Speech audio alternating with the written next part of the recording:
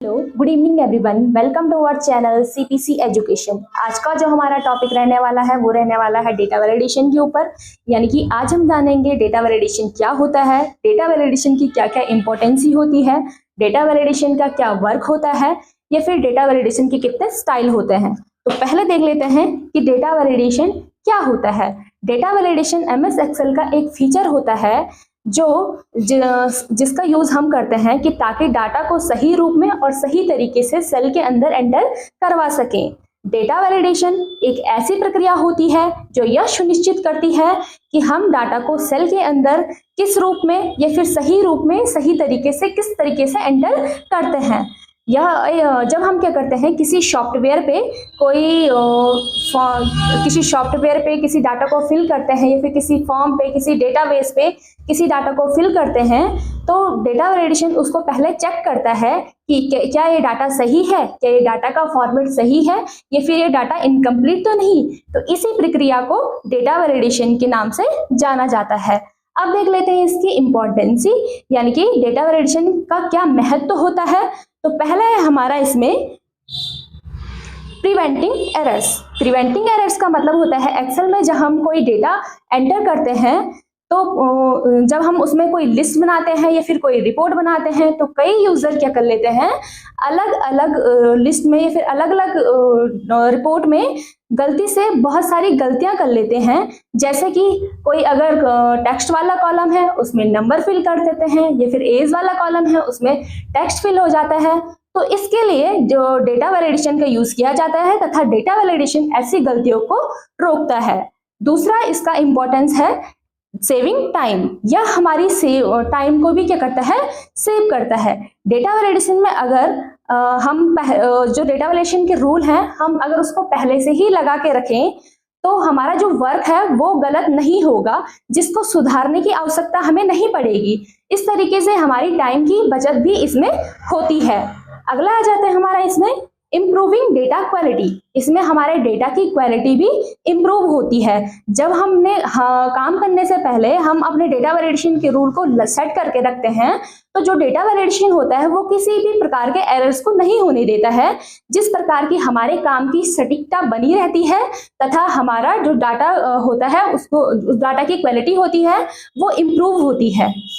अब देख लेते हैं डाटा वैलिडेशन के क्या क्या वर्क होते हैं। तो पहला जो इसका वर्क होता है वो होता है रिस्ट्रिक्टिंग अंडर यूजर इनपुट। यानी कि ये क्या करता है, जो यूजर यूज करते हैं उसको उसमें होने वाली गलतियों को रोकता है।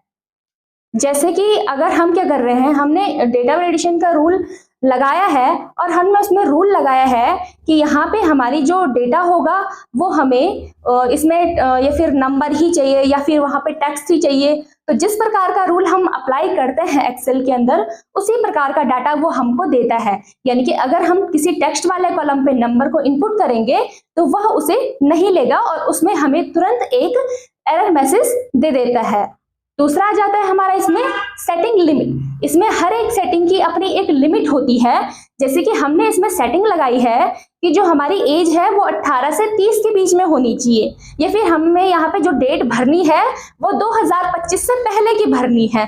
तो हमारा जो डेटा वैलिडेशन होता है वह यह रूल अप्लाई करता है कि जो हम यहाँ पे नंबर भरते हैं न तो वो 10 से नीचे के होंगे न 100 से ऊपर के होंगे। यानी कि जो एज होगी हमने कंडीशन 18 से 30 की दी थी, न वो एज 18 से पहले की लेगा और न एज 18 से 30 के बाद की लेगा। तो वो 18 से 30 के बीच की ही वैल्यू को लेता है। बात करते हैं हमारी डेट की, तो डेट हमने इसमें लगाई थी कि 2025 से पहले की ही होनी चाहिए। यानी कि 2025 के बाद की कोई सी भी डेट हम इसमें डालेंगे तो उस वैल्यू को ये नहीं लेता है, उसको एरर दिखा देता है। अगला आ जाता है हमारा इसमें क्रिएटिंग ड्रॉप डाउन लिस्ट। यानी कि इसमें हम किसी भी प्रकार की ड्रॉप डाउन लिस्ट को क्रिएट कर सकते हैं और उस ड्रॉप डाउन लिस्ट में हम अपने अनुसार विकल्प को चुन सकते हैं। फॉर एग्जांपल हम कहीं की सिटी भर रहे हैं या स्टेट भर रहे हैं, उसमें हम अपने अनुसार विकल्प को रख सकते हैं। अगर हम उन विकल्प के अलावा बाहर से अगर कोई दूसरा वर्ड लेते हैं, दूसरी सिटी लेते हैं, तो उस सिटी को वो इनपुट नहीं करता है। अब देख लेते हैं style of data validation. Data validation की कितने प्रकार की स्टाइल होती है? तो जो इसकी स्टाइल होती है वो हमारी 3 प्रकार की होती है। एक होती है सेटिंग। सेटिंग में यह इनपुट करता है कि हमारी जो डेटा है वो किस प्रकार का है, यानी कि वो टेक्स्ट में आएगा या फिर नंबर में आएगा या फिर कोई डेट में आएगा या टाइम में आएगा। यह सेटिंग हम अप्लाई करते हैं सेटिंग के द्वारा। दूसरा आ जाता है हमारा इनपुट मैसेज। इनपुट मैसेज में हमें शो होता है हमारी शीट के अंदर कि हमने जो कंडीशन लगा रखी है या फिर किसी भी यूजर द्वारा जो कंडीशन लगा रखी है वो किस प्रकार की है। वहां पे वो शो करता है कि यहाँ पे जो डाटा हमें एंटर करना है वो किस प्रकार का डाटा हमें एंटर करना है इसमें। अगला आ जाता है हमारा एरर अलर्ट। एरर अलर्ट क्या करता है, अगर हम गलती से भी वहां पे कंडीशन के अकॉर्डिंग, नियमों के अकॉर्डिंग कोई दूसरा कंडीशन वहां कोई दूसरे नंबर्स या फिर कोई भी दूसरी भी वैल्यू हम वहां पे डालते हैं तो वो क्या कर लेता है, उसको इनपुट ना करके एक मैसेज देता है जिसे हम एरर अलर्ट के नाम से जानते हैं। अब इसको थोड़ा सा मैन्युअली करके देख लेते हैं। अब देख लेते हैं डेटा वैलिडेशन में जो हमारे 3 स्टाइल होते हैं उनका यूज किस तरीके से किया जाता है या फिर डेटा वैलिडेशन के जो रूल होते हैं वो किस तरीके से अप्लाई होते हैं। तो सबसे पहले यहाँ पे हमारे पास क्या है, एक डेटा है जो हमें फिल करना है और हमारे पास कंडीशन दे रखी है कि जो डेटा हमें इसके अंदर फिल करना है वो इन कंडीशनों के अनुसार से करना है। जैसे कि हमारा एज वाला कॉलम है तो एज हम यहाँ से फिल करेंगे, यहाँ पे जो एज है हमारी वो बिटवीन होनी चाहिए 18 to 30, यानी कि जो हमारी एज यहाँ पे फिल होगी वो 18 से 30 के बीच में एज हमें इसमें फिल करनी है। ना इसमें 18 से कम की आनी चाहिए और ना 30 से ज्यादा की आनी चाहिए। तो इसमें हम सबसे पहले रूल अप्लाई करेंगे। अप्लाई करने के लिए हमारा जो एज का कॉलम है, कॉलम सिलेक्ट करेंगे। सिलेक्ट करके यहाँ पे जो डेटा का हमारा टैब है, डेटा टैब के ऊपर क्लिक करेंगे और यहाँ से डेटा वैलिडेशन के अंदर जाएंगे। डेटा वैलिडेशन में जाके फर्स्ट आ जाते हैं हमारा इसमें सेटिंग। तो सेटिंग को जो अप्लाई करना है, सेटिंग को अप्लाई करने के लिए यहाँ पे हमारे पास सबसे पहले आ जाता है क्राइटेरिया। यहाँ पे हमारे पास हमने कौन सा क्राइटेरिया इसके लिए चूज करना है।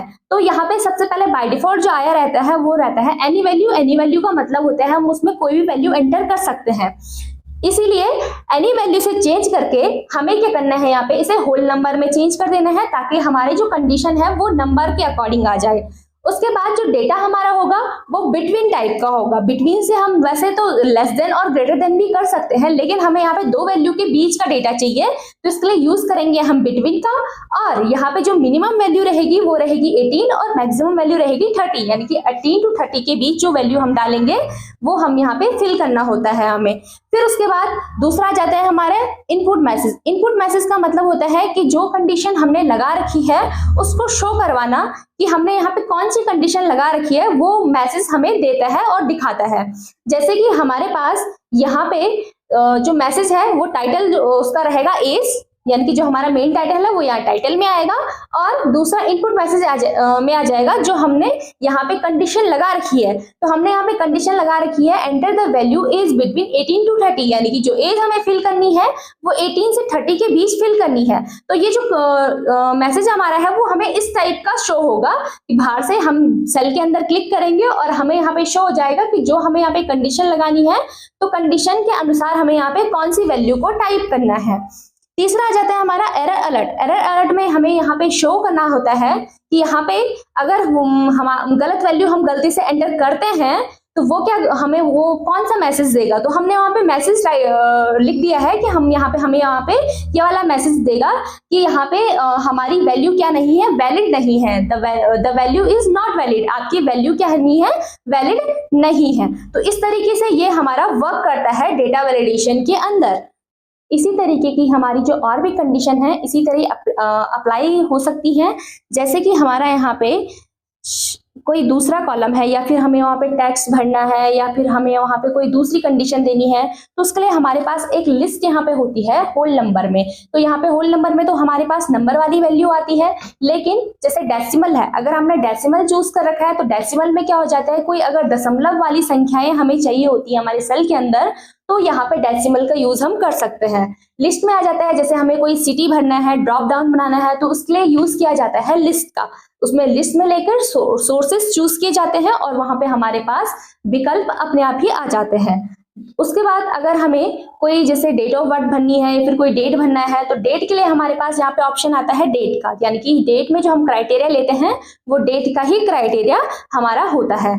अगला है हमारा टाइम। टाइम में होता है कि अगर हमें कोई टाइम फिल करना है, जैसे कि start time, and time, office time, या कोई भी टाइम हमें फिल करना होता है, तो क्राइटेरिया हमारा टाइम का ही उसमें होता है। अगला है टेक्स्ट लेंथ। टेक्स्ट लेंथ का मतलब होता है यानी कि अगर हमें किसी वैल्यू को लेंथ से देखना है, यानी कि जैसे हमारा मोबाइल नंबर होता है, पिन कोड होता है, मोबाइल नंबर हमारा 10 डिजिट का होता है, ना 10 से ज्यादा होता है ना कम का होता है, तो ये क्या होता है, एक लेंथ से मापा जाता है। तो यहाँ पे हम टेक्स्ट लेंथ का यूज कर सकते हैं कि जो हमारा टेक्स्ट है वो किस लेंथ का होना चाहिए। तो इसमें मोबाइल नंबर या पिन कोड या फिर आधार नंबर, इस तरीके से जो डेटा हम फिल करते हैं उसके लिए हम यूज करते हैं टेक्स्ट लेंथ का। अगला जाता है लास्ट हमारा कस्टम। कस्टम में हम यूज करते हैं जैसे कि हमारे पास कोई ऐसी वैल्यू होती है जिसमें अल्फाबेट और नंबर्स दोनों मिक्स होते हैं, जैसे कि हमारा गाड़ी का नंबर हो गया या फिर पैन कार्ड नंबर हो गया, कोई भी ऐसा नंबर जिसमें अल्फाबेट और नंबर्स दोनों मिले हुए होते हैं, तो इसके लिए हम यूज करते हैं कस्टम का। तो आज की क्लास में हमने पढ़ा कि डाटा वैलिडेशन क्या होता है, डाटा वैलिडेशन की क्या इंपॉर्टेंसी होती है, डाटा वैलिडेशन के क्या क्या वर्क होते हैं, कितने प्रकार के इसके स्टाइल होते हैं, तथा इनके स्टाइलों का यूज हम एक्सेल में किस तरीके से कर सकते हैं। धन्यवाद।